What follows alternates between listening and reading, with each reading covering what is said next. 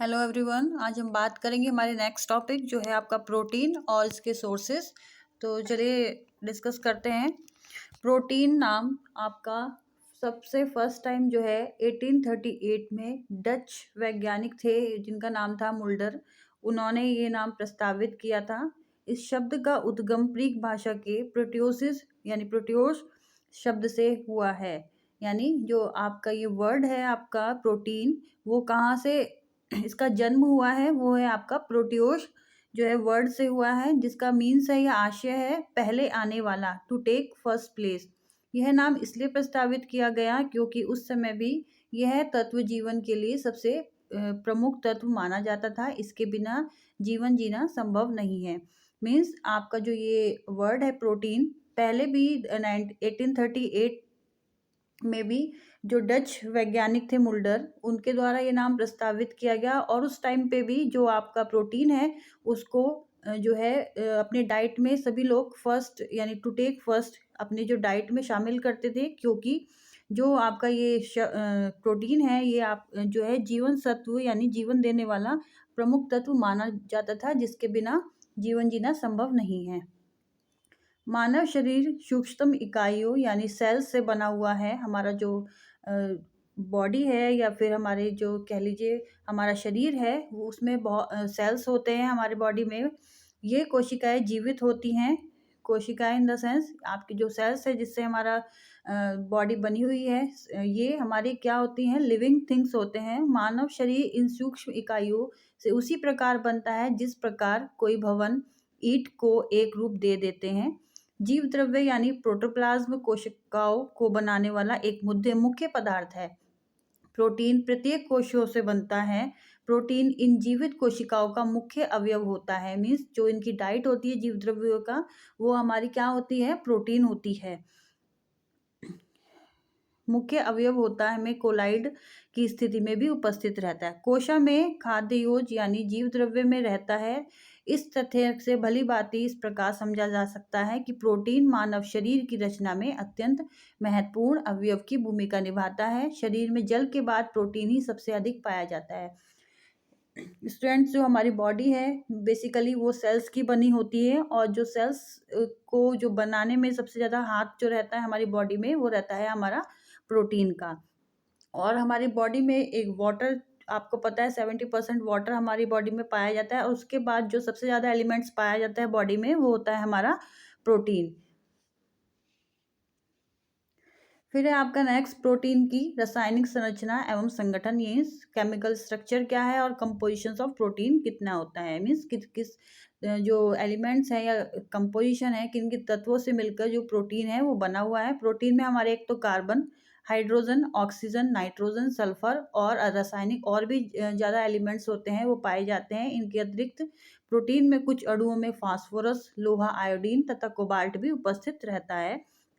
Protein में भिन्न रसायनों का प्रतिशत जो है यो इस प्रकार है आपका। नंबर फर्स्ट है, इसमें कार्बन जो होता है आपका 50% प्रेजेंट रहता है, hydrogen 7%, oxygen 32%, nitrogen 5%, sulphur 3% and phosphorus 3%। Protein में नाइट्रोजन एक ऐसा रासायनिक तत्व है जो कि कार्बोज और वसा में नहीं पाया जाता। मीन्स जो हमारा प्रोटीन है उसमें हमारा एक प्रोटीन ही एक ऐसा एलिमेंट्स है जिसमें हमारे नाइट्रोजन पाया जाता है। इसीलिए जो प्रोटीन है उसको नाइट्रोजन भोज्य तत्व यानी नाइट्रोजन युक्त भोज्य तत्व भी कहते हैं। इस प्रकार प्रोटीन जटिल नाइट्रोजन कार्बन यौगिक है जो समस्त जंतुओं एवं वनस्पतियों के कोशिकाओं के जीव द्रव्य में यानी प्रोटोप्लाज्म में जो है प्रेजेंट रहता है, और जल अपघटन पर अल्फा अमीनो एसिड्स जो है ये देते हैं हमें। प्रोटीन में लगभग जो है हमारे 22 अमीनो एसिड्स पाए जाते हैं। इनमें से जो 10 अमीनो एसिड्स होते हैं वो हमारी बॉडी के लिए बहुत ही नीडफुल होते हैं, बहुत ही ज़रूरी होते हैं। इन्हें आवश्यक अमीनो एसिड यानी एसेंशियल अमीनो एसिड्स कहते हैं। भोज्य पदार्थ में इनकी उपस्थिति बहुत आवश्यक है। शेष 10 अमीनो एसिड्स जो होते हैं वो अनावश्यक अमीनो एसिड्स कहलाते हैं, क्योंकि ये क्या होते हैं, ये हमारी बॉडी में खुद ही बन जाते हैं। इन्हें बाहर से हमें भोजन लेने की आवश्यकता नहीं है कि हम भोजन के रूप में इसे अपनी बॉडी में जो है यूटिलाइज करेंगे या इंटेक करेंगे। ये हमारी बॉडी में खुद ही बनते हैं, इसलिए हम इन्हें नॉन एसेंशियल अमीनो एसिड्स कहते हैं। और एसेंशियल अमीनो एसिड्स जो होते हैं वो हम जो है फूड के थ्रू, जिसमें प्रोटीन पाया जाता है, उनके थ्रू हम लेते हैं। अतः भोजन में इनकी उपस्थिति आवश्यक नहीं है। अनावश्यक अमीनो एसिड नए हमारे जो टिश्यूज होते हैं यानी ऊतक, उनके जो उन्हें जो बनाने में जो है हेल्प नहीं करते हैं। ये केवल क्या करते हैं, हमारी ग्रोथ और कोई भी अगर हमारी टूट फूट हो जाए बॉडी में, जो उसकी जो है रिपेयरिंग करता है। कौन करते हैं हमारे ये, अब जो हमारे बॉडी में नॉन एसेंशियल अमीनो एसिड्स होते हैं। आवश्यक amino acids, that means essential amino acids. शरीर में 10 प्रकार के आवश्यक अमीनो एसिड्स पाए जाते हैं। यह शरीर के विकास एवं वृद्धि के लिए अत्यंत आवश्यक हैं। इनकी मात्रा के आधार पर ही प्रोटीन को उच्च व निम्न वर्ग की प्रोटीन कहा जाता है। मीन्स जो हमारे एसेंशियल अमीनो एसिड्स हैं ये हमारे 10 है, और 10 है हमारे नॉन एसेंशियल अमीनो एसिड्स। तो ये हैं आपके, फर्स्ट है इसमें लाइसिन। लाइसिन आपका प्रेजेंट रहता है हमारी बॉडी में 1.6 ग्राम, ट्रिप्टोफैन 0.5 ग्राम, ल्यूसिन 2.2 ग्राम, वेलिन आपका 1.6 ग्राम, आइसोल्यूसिन जो है 1.4 ग्राम, थ्रियोनिन 1.0 ग्राम, मिथियोनिन आपका 2.2 ग्राम।